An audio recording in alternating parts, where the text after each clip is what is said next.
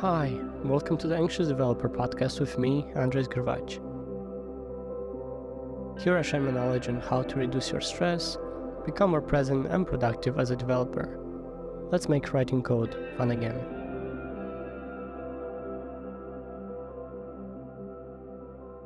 Hi everyone, welcome to another episode of the Anxious Developer podcast with me, Predovich, and my guest, my good friend and my good partner, co-founder, Predovich. Hi, guys.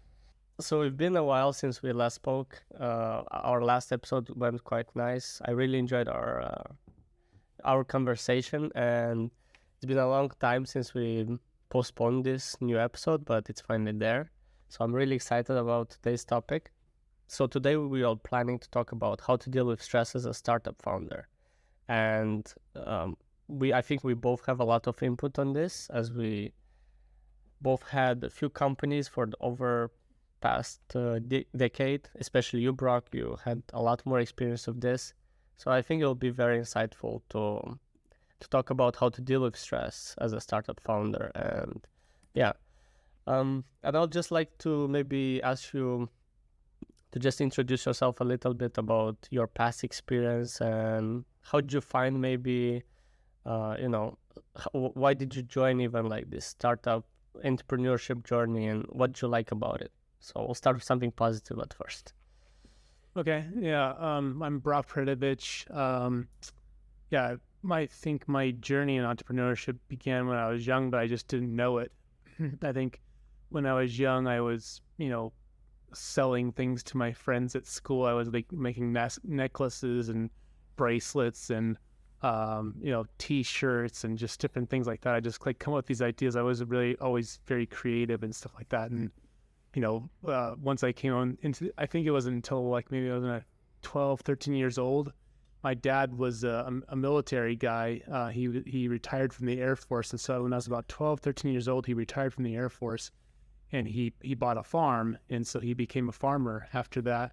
And so that was just a really great experience for me. Just one, because my dad was gone a lot, like getting to be around my dad, but also just getting to see from a very basic level of like entrepreneurship. Like you make something and you sell it. So on our farm, we produced hay, we raised cows, stuff like that.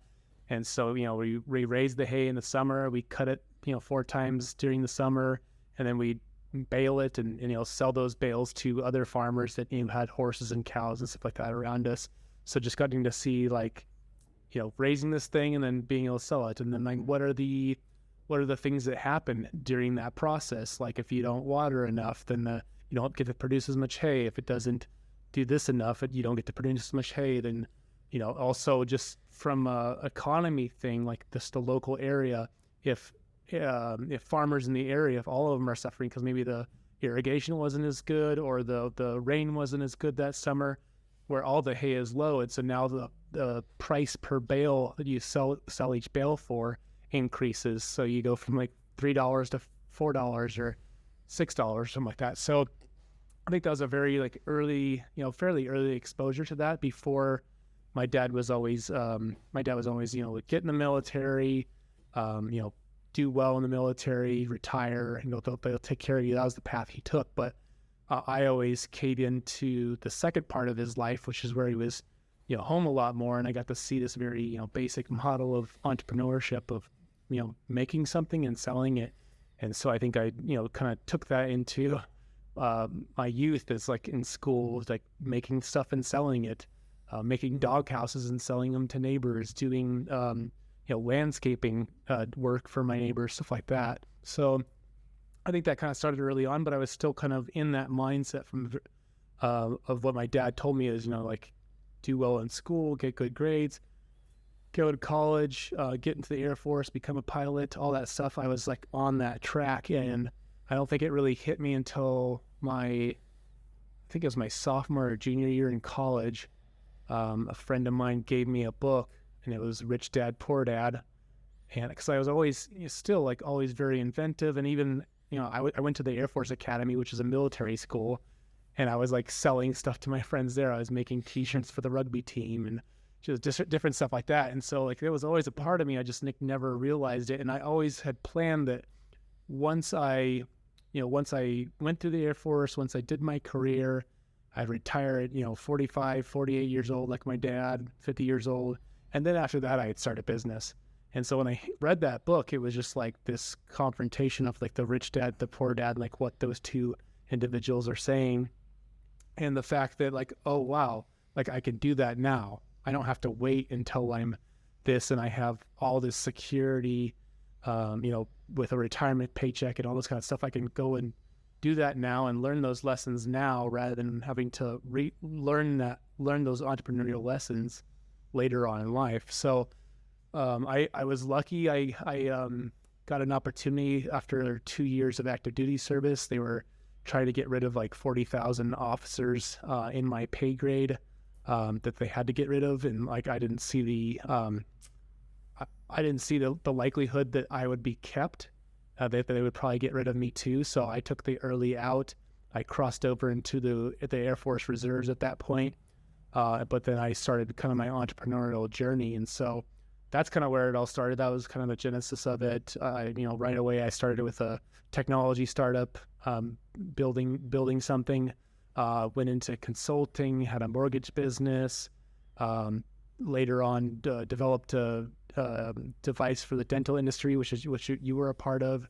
So I've just had a lot of a very varied background in terms of entrepreneurship. A lot of different businesses that I've done. So it's been a long journey. It's been a fun one, but a lot of learning lessons along the way, and definitely stress has been every bit of a part of that.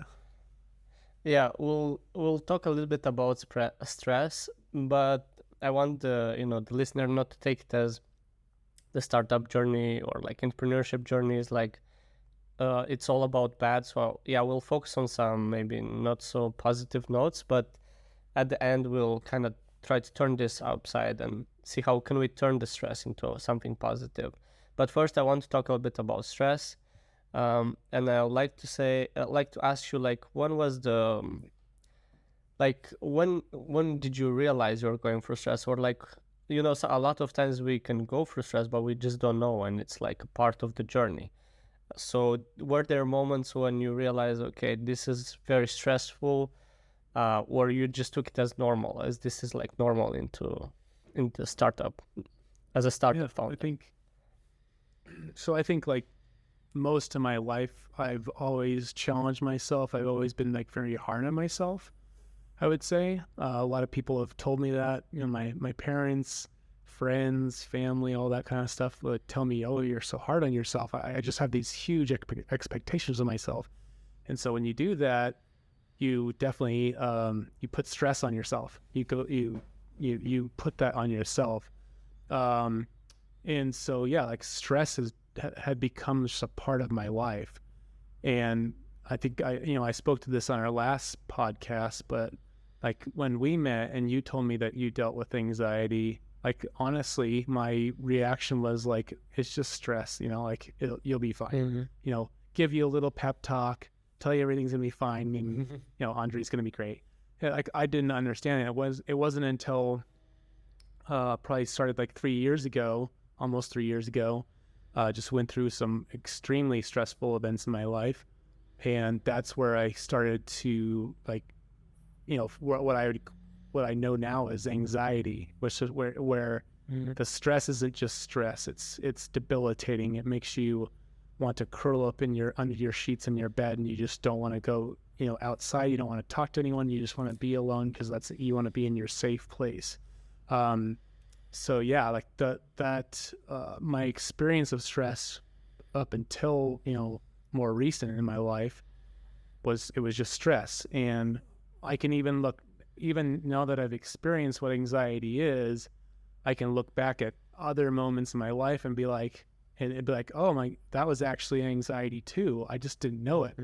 Like, so when I was just 2 quick stories, like when I was at the Air Force Academy, one of the challenges I put on myself was to go out for the boxing team. It was something that scared me to box, to be on one-on-one competition, to potentially fail. And that was like when you play team sports, you can share the failure. If you lose the game, it's kind of shared.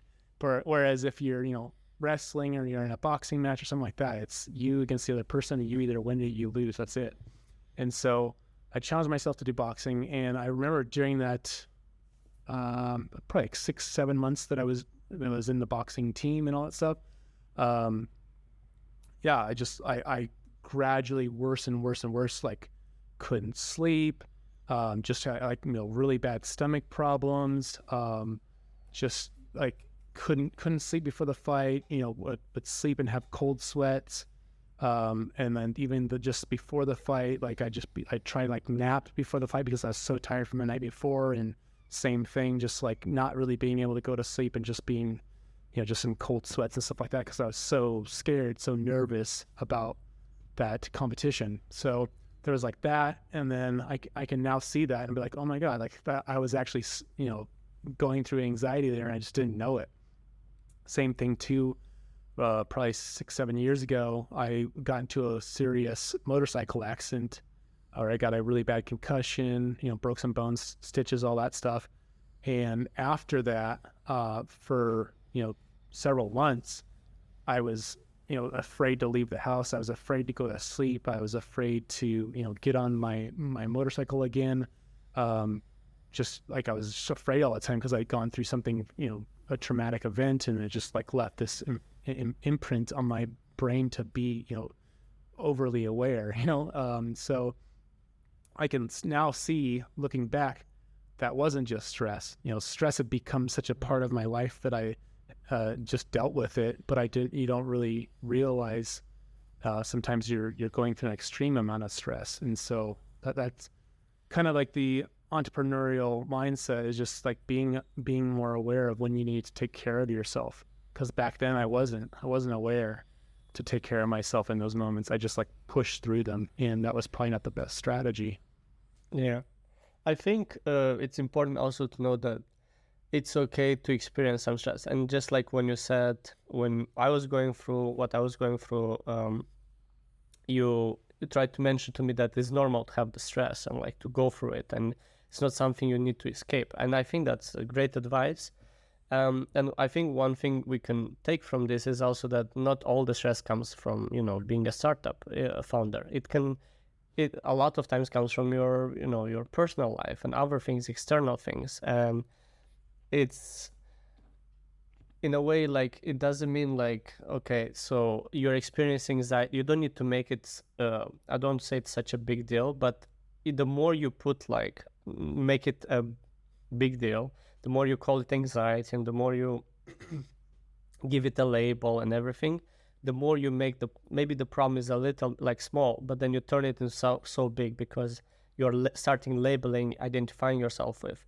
So I think it's great that for the past few years, I mean, you've been on an entrepreneurship journey for a lot of years, and if you would experience anxiety, like chronic anxiety every day, every month, you wouldn't be able to be there at this point. So you had a good plan to go for it. Like, you saw it as stress, as something that's just stress, and it's part of it, and it's normal, and I have to experience. So I think that's a great mindset.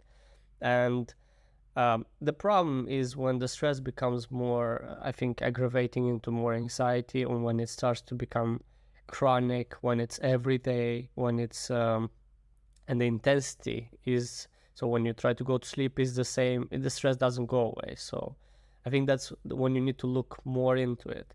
But I think some part of stress, like you mentioned, is normal, and we shouldn't try to like also overthink it. If you experience some stress, we don't need to say, oh, I'm experiencing anxiety and this job is so stressful.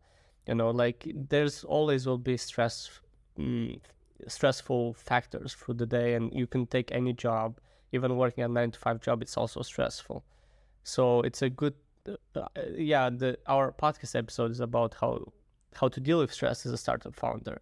I just want to make sure listeners understand that some stress is normal. I mean, I think one of the biggest things for me in this journey, just, with anxiety, is just realizing, one, it's an experience.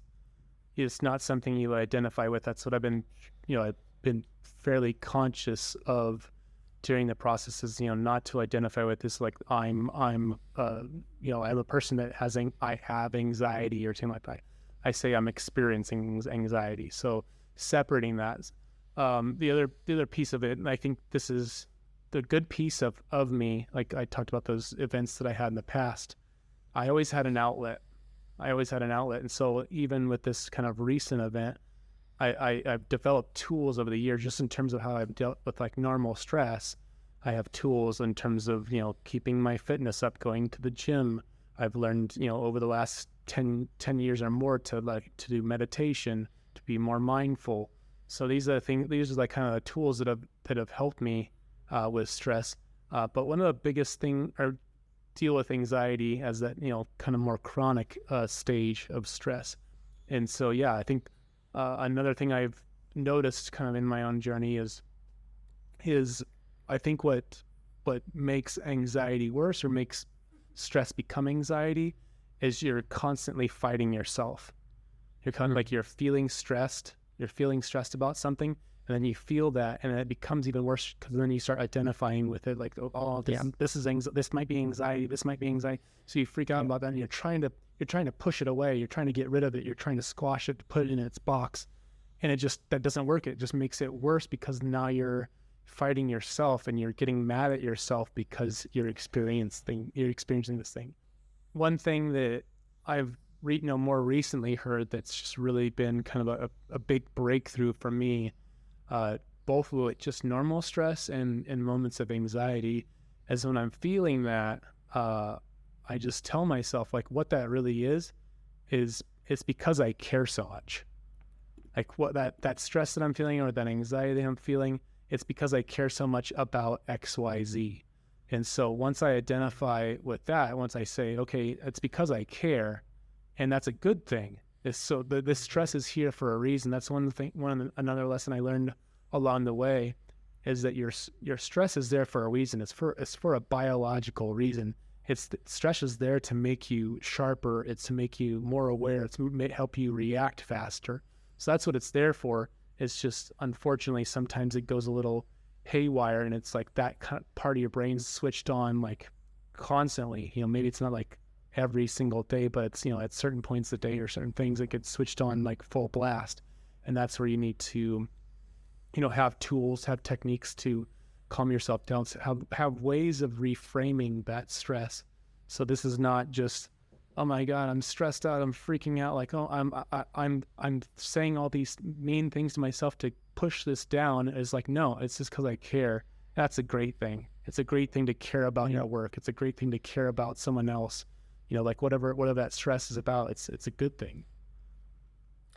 Yeah, I wanted to mention one thing, that why we see this happening a lot of times with people when they realize this anxiety, or like they're going through more intense stress episode. And I saw it in myself. So when I kind of self-diagnosed myself with anxiety at the time,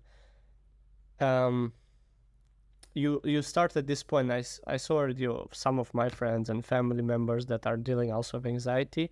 Once they find that it's anxiety, they almost like it starts a different journey for them. So it's almost like, oh, now I'm stuck. Like they identify this is anxiety, and why I haven't experienced this before, because they didn't really know about anxiety. So it's like stress. They like tried different ways. Maybe it was not the best. And I'm not saying it's not necessary. This part of your journey is necessary. It's necessary to go through this part of where you're identifying with it. When you start to make it a huge problem, because over time you're gonna see past it and find tools and understand that it's just like a label. It doesn't have to be. It's like not like last year. Before that, all these years I was fine, and now since last year I start to experience anxiety, and all my life I'll experience anxiety from now on. And it's because you start labeling with that anxiety, and you make it such a huge problem around it that you're just trapped into this thing. So that's why it may seem that, oh, before last year when I started to experience this, I was like a free person, like I didn't experience any of this, I didn't have the panic attacks and stuff like that. And once you identify with it, it's a start. I mean, that's a start. You have to find that this is anxiety. You're experiencing the symptoms. This is panic attack, and it's normal.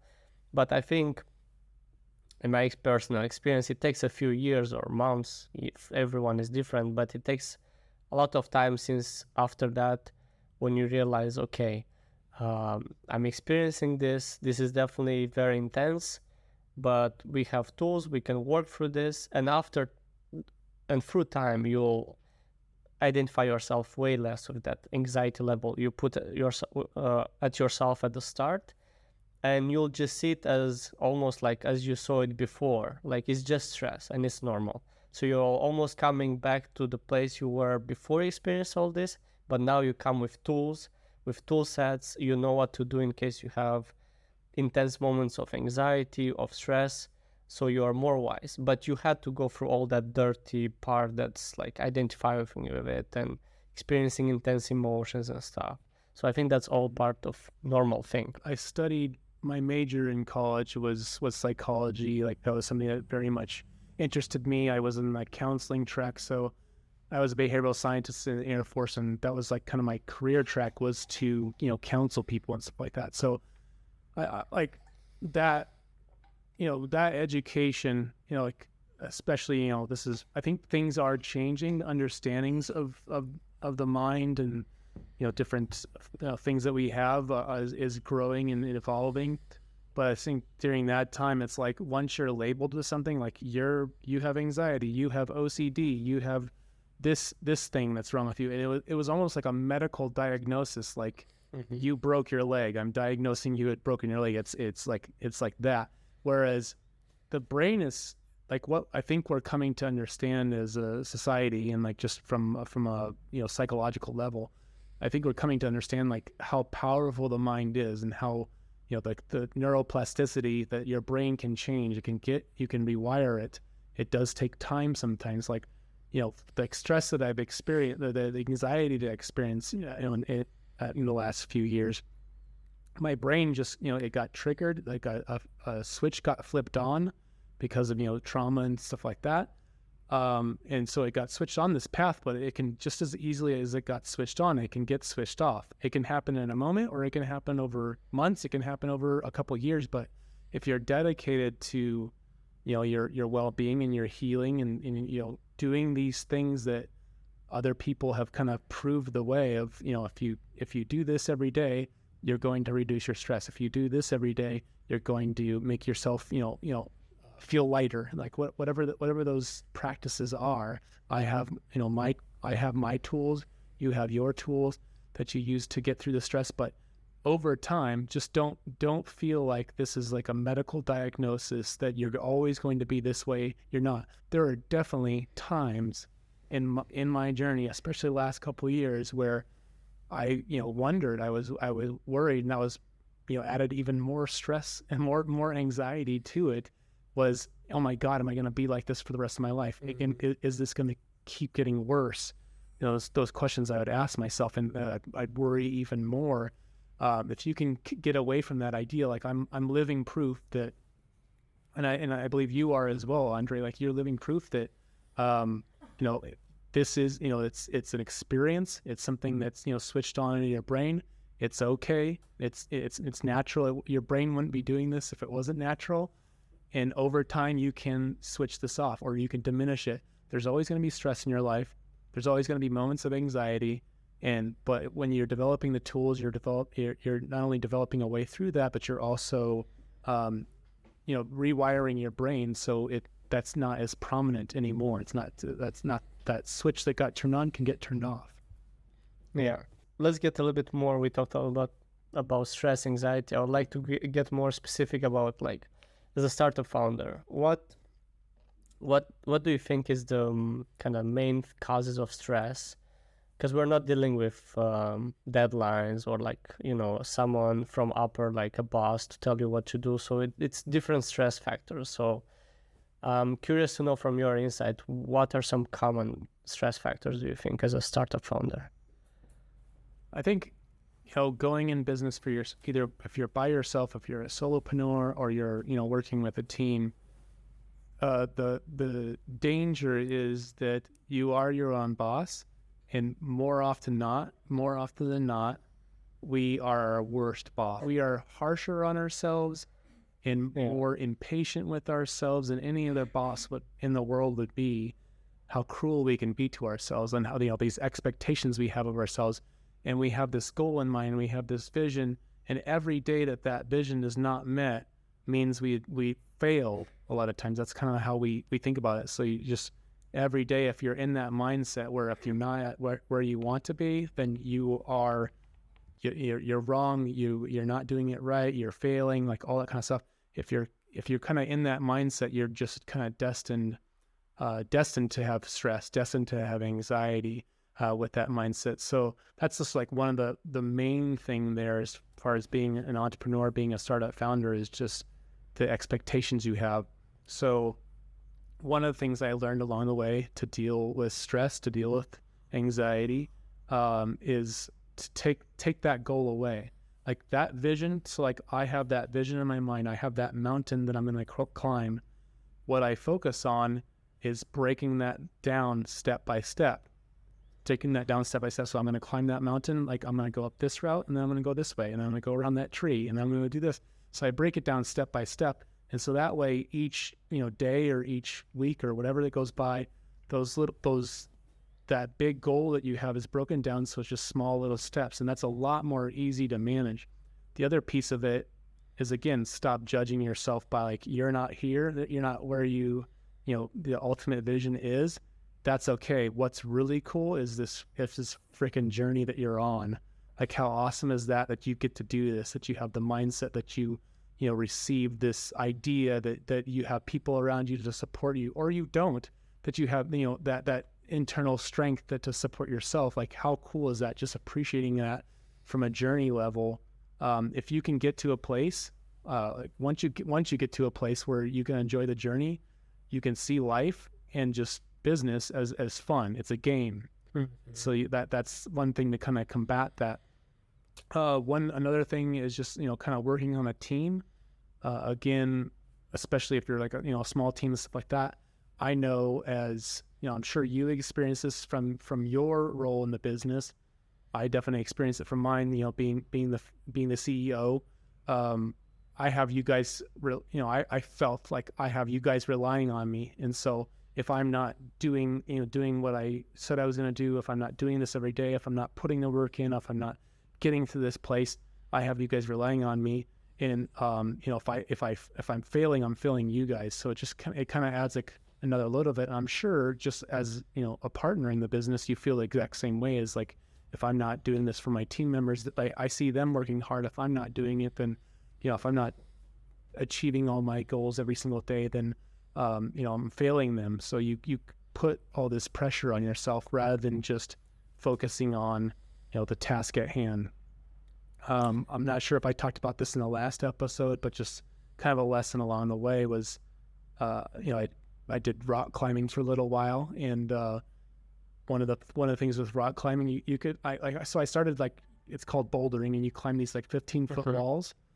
And so I noticed, like, when I did that, I was scared of it, and so I made myself do it. But like, even like 3 feet up the wall, even if you fall, you're not going to get hurt. Like, nothing's going to happen. Yeah. But even like 3 feet up the wall, like, your reptilian brain starts screaming at you, like, don't let go, like, I'm going to die. Like, it starts screaming at you. And so, but you also have to like solve a puzzle. So you're trying to climb up this wall, trying to, figure out which handhold to grab onto, like all that kind of stuff. So you have to use, your prefrontal cortex to solve that problem. And so what I found in those moments, and it taught me a lot about life in general, was when you're present, that fear goes away. When you're present and you focus on the task at hand. So what I would do when I was climbing that wall was just calm my brain down by being very present and just focusing on the next move, the next thing you're going to do. So if you look at kind of like bringing everything together, like I mentioned, like climbing that mountain and breaking it down into small steps. That's why it's so important, is it makes you present. So every, step along that entrepreneurial journey, finding pleasure in that, because you're just focused on that task at hand. Your mind is calm. You focus on the task at hand, and you're focused on, and you're drawing pleasure from that journey. You're celebrating your little successes along the way is another thing that's like so important. So I think for me, that's what I experienced with the entrepreneurial the stress I put on myself, the stress, working with the team, all that kind of stuff. Yeah, you brought the first point, which was very interesting, because when we think of like it's not nice to have a boss, right? Like they always tell you what to do and stuff like that. So it's nicer to be your own boss.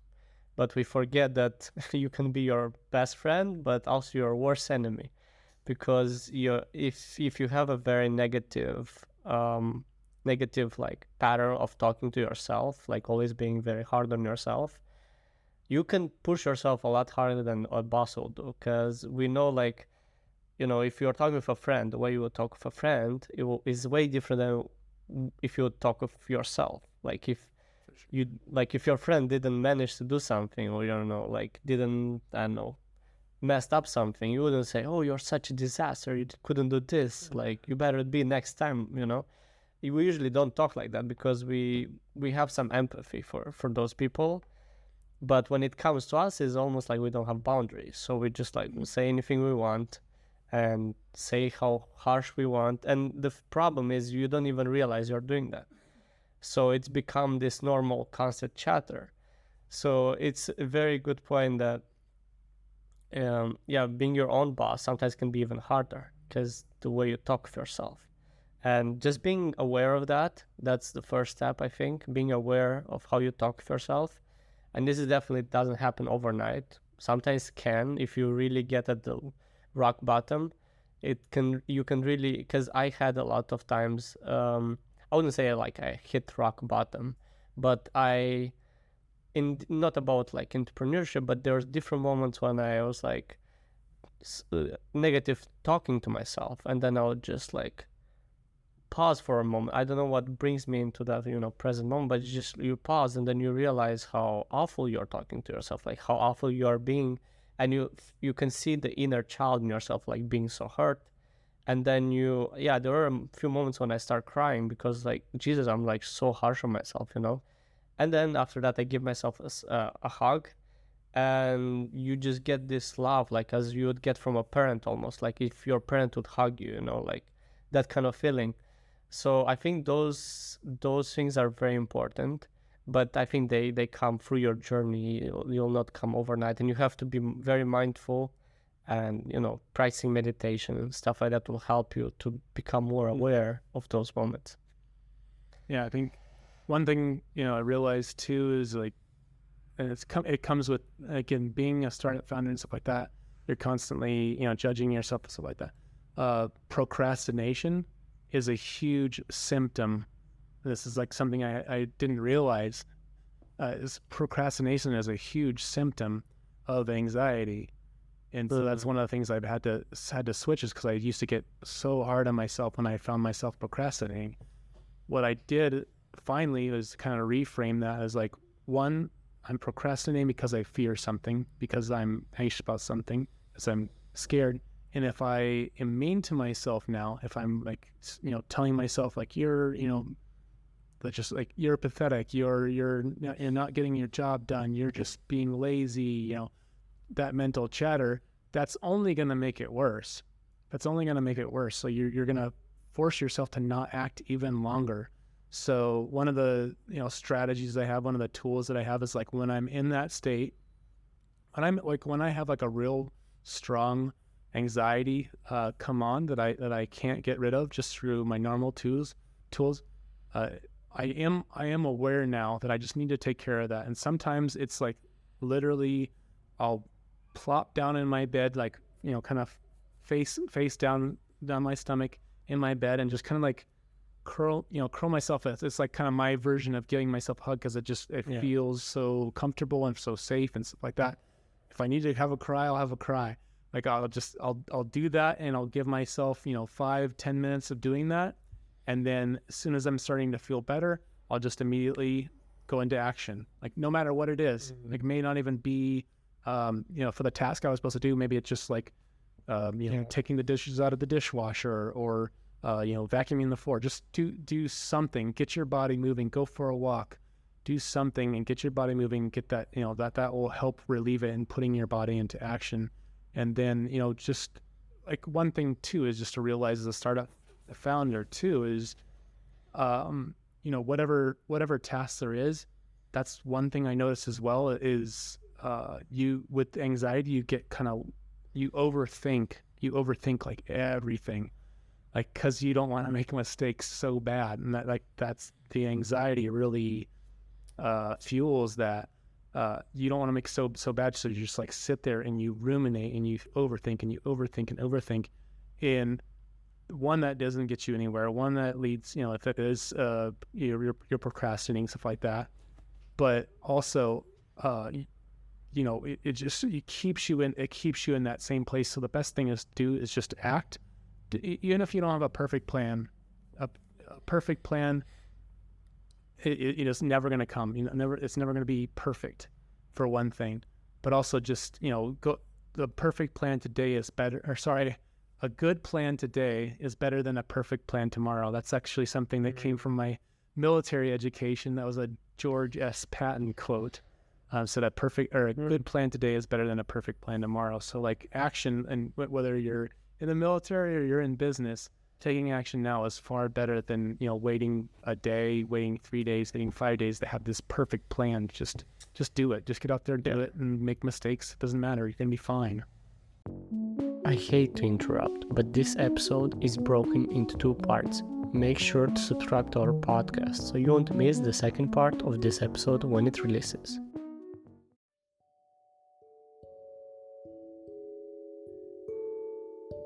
This has been another episode of the Anxious Developer Podcast with me, Andrei Skrvach. Make sure to follow me on Twitter. You can find me at Andrei_Skrvach, as well as on Instagram at Andrei.Skrvach. I would love to connect with you. If you liked this episode, make sure to leave a review on Apple Podcasts and Spotify. It's the best way for you to let me know what I can improve. Thanks everyone for listening. Have an amazing week.